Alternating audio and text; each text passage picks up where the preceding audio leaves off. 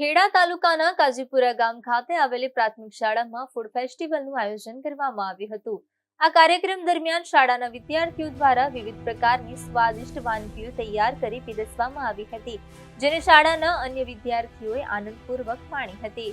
Food festival કાર્યક્રમમાં શાળાના આચાર્ય, શિક્ષકો તથા વિદ્યાર્થીઓએ ઉત્સાહપૂર્વક ભાગ લઈ કાર્યક્રમને સફળ બનાવ્યો હતો। શિક્ષકો દ્વારા વિદ્યાર્થીઓને પ્રોત્સાહિત કરી તેમને માર્ગદર્શન આપવામાં આવ્યું હતું। આ કાર્યક્રમ અંતર્ગત શાળાના કુલ 260 વિદ્યાર્થીઓમાંથી 60 વિદ્યાર્થીઓએ ભાગ લીધો હતો, જેમાં કુલ 33 સ્ટોલ ઊભા કરવામાં આવ્યા હતા અને વિવિધ પ્રકારની ઘરેલું તેમજ પરંપરાગત વાનગીઓ તૈયાર કરી વિદ્યાર્થીઓને આપવામાં આવી હતી।